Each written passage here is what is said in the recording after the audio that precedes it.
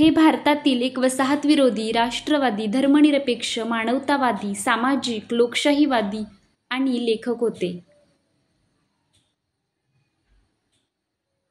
नेहरू हे 20व्या शतकाच्या मध्यभागी भारतातील मध्यवर्ती व्यक्ती होते. ते 1930 आणि 1940च्या दशकात भारतीय राष्ट्रवादी चळवळीचे प्रमुख नेते होते. स्वतंत्र भारताचे पहिले पंतप्रधान कोण होते? 1929 मध्ये पंडित नेहरू यांची भारतीय राष्ट्रीय काँग्रेसच्या लाहोर अधिवेशनाचे अध्यक्ष म्हणून निवड झाली, ज्याचा मुख्य उद्देश देशासाठी संपूर्ण स्वातंत्र्य प्राप्त करणे हा होता.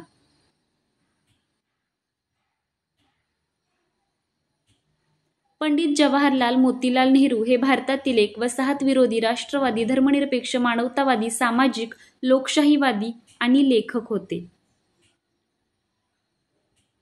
सुरुवातीची वर्ष. नेहरूंचा जन्म काश्मीरी ब्राह्मणांच्या कुटुंबात झाला, जे त्यांच्या प्रशासकीय कौशल्यासाठी आणि विद्वत्तेसाठी प्रसिद्ध होते. 18व्या शतकाच्या सुरुवातीला दिल्लीला स्थलांतरित झाले होते.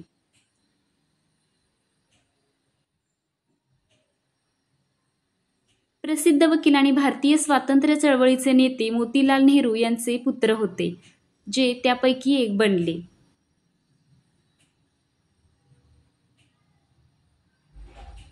जवाहरलाल हे 4 मुलांमध्ये सर्वात मोठे होते.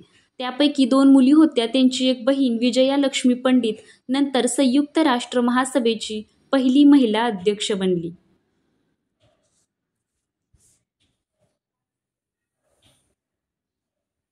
वयाच्या 16व्या वर्षापर्यंत नेहरूंना घरीच इंग्रजी गव्हर्निस आणि ट्युटर्सकडून शिक्षण मिळाले.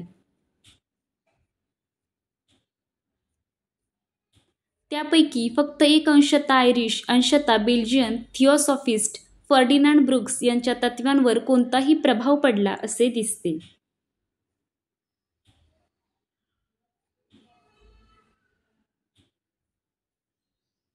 जवाहरलाल यांचे एक आदरणीय भारतीय ट्युटर देखील होते, जे त्यांना हिंदी आणि संस्कृत शिकवत होते. 1905 मध्ये हॅरो या एका आघाडीच्या इंग्रजी शाळेत गेले, जिथे ते 2 वर्ष राहिले. नेहरूंची शैक्षणिक कारकीर्द कोणत्याही प्रकारे उत्कृष्ट नव्हती. 2 वर्ष शिक्षण घेतल्यानंतर बॅरिस्टर म्हणून पात्र ठरले, जिथे त्यांच्या स्वतःच्या शब्दात त्यांनी नाही गौरवाने किंवा अपमानाने त्यांच्या परीक्षा उत्तीर्ण केल्या.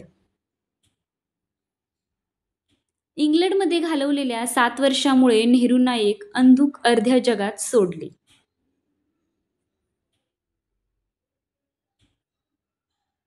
घरी इंग्लंडमध्ये किंवा भारतातही नाही. काही वर्षांनी त्यांनी लिहिले, मी पूर्व आणि पश्चिमेचे एक विचित्र मिश्रण झालो आहे. सर्वत्र जागेवरून नाही, कुठेही घरी नाही. भारताचा शोध घेण्यासाठी ते भारतात परतले. परदेशातील अनुभवामुळे त्यांच्या व्यक्तिमत्त्वावर येणारे ताण आणि दबाव कधीही पूर्णपणे दूर झाले नाही. भारतात परतल्यानंतर 4 वर्षांनी मार्च 1916 मध्ये नेहरूंनी कमला कौलशी लग्न केले.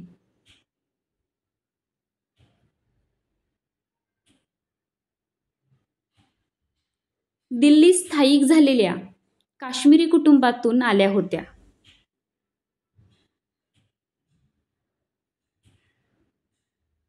त्यांची एकुलती एक मुलगी इंदिरा प्रियदर्शिनी 1917 मध्ये जन्मली. ती नंतर तिच्या विवाहित नावाने इंदिरा गांधी भारताच्या पंतप्रधान म्हणून काम करेल.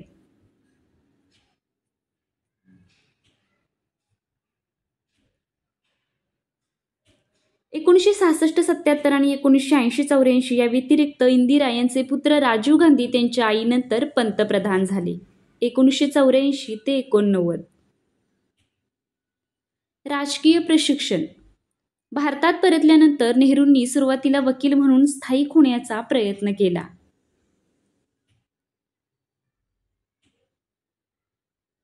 तथापि त्यांच्या वडिलांप्रमाणे त्यांना त्यांच्या व्यवसायात फक्त एक व्यर्थ रस होता.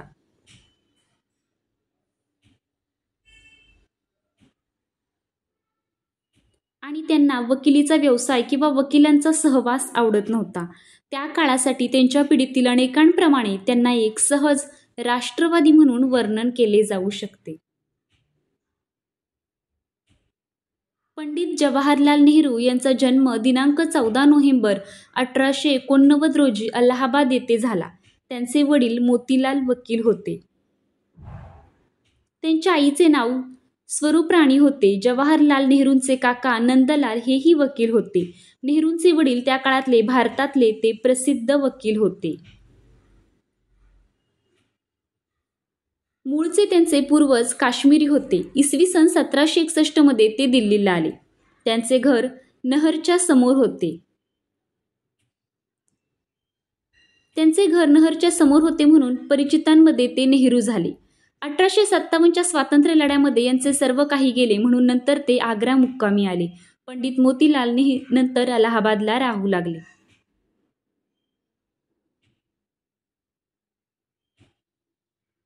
त्यांची सर्व राहणी, खाणे-पिणे, रीतिरिवाज इंग्रजी पद्धतीचे होते. जवाहरलालचे प्राथमिक शिक्षण लाडाकोडात घरीच झाले. कित्येक इंग्रजी शिक्षक त्यांना घरी शिकवायला येत असत. सर्वात मिस्टर F.T. ब्रुक्स मुख्य होते. वयाच्या 15व्या वर्षी त्यांना इंग्रजी राहणी, शिष्टाचार यांचे विशेष आकर्षण वाटू लागले.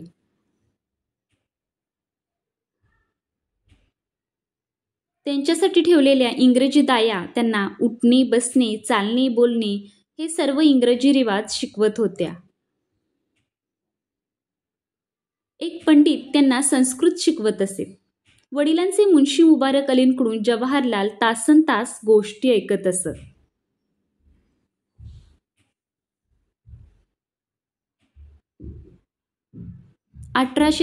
च्या स्वातंत्र्य लढ्याच्या गोष्टी मुन्शीशी सांगत असत. घरातल्या मोठ्या स्त्रिया रामायण, महाभारत, पुराणांतील गोष्टी सांगत. या प्रकारे पश्चिमी सभ्यतेबरोबरच भारतीयत्वाची शिकवणही त्यांना मिळत होती. घोडेस्वारी, पोहणे व टेनिस तिन्हीची त्यांना खूप आवड होती. याच काळात जवाहरलाल वडील मोतीलालजी बरोबर इंग्लंडला गेले. बरोबर आई व बहीण स्वरूपही होती. 1905 मध्ये लंडनला प्रसिद्ध हॅरो स्कूल पाहिले. ते त्यांना खूपच पसंत पडले. जवाहरलालच्या शिक्षणासाठी त्यांना अशी संस्था हवी होती. तिथे त्यांचे शिक्षण सुरू झाले. 2 वर्षांनंतर उच्च शिक्षणासाठी केम्ब्रिजच्या ट्रिनिटी कॉलेजमध्ये दाखल झाले. इथे BA व MA करून बॅरिस्टर होण्यासाठी कायद्याचा अभ्यास सुरू केला. वर्षानंतर वयाच्या 23व्या वर्षी इनर टेम्पलहून बॅरिस्टर भारतात परतले. आता बाप-लेक दोघांनीही अलाहाबादच्या हायकोर्टात वकिली सुरू केली. सन 1916च्या वसंत पंचमीला दिल्लीतील J.L. कौल यांची कन्या कमलादेवी बरोबर जवाहरलालजींचा विवाह झाला.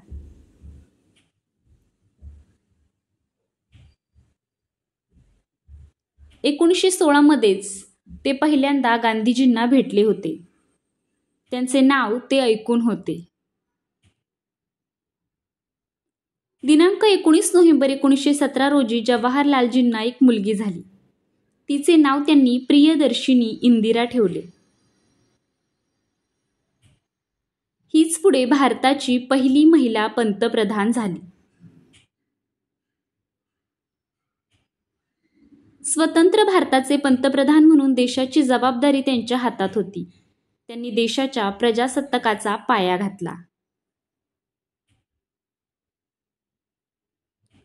सांप्रदायिकता दूर ठेवण्यासाठी राजनीतीपासून धर्म वेगळा केला. कोणत्याही गटात सामील न होता जगातील भांडणे, झगडे, लढाया थांबवण्याचा प्रयत्न केला.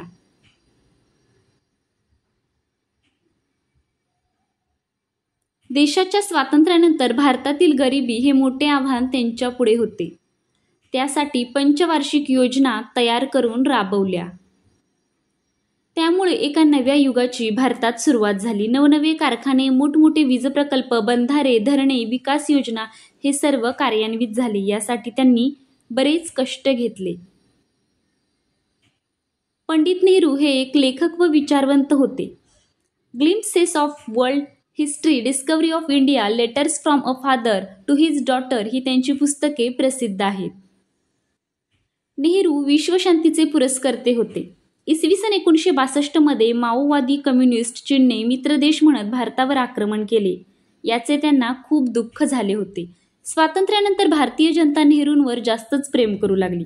त्यांनी आपल्या मृत्यूपत्रात लिहिले होते की,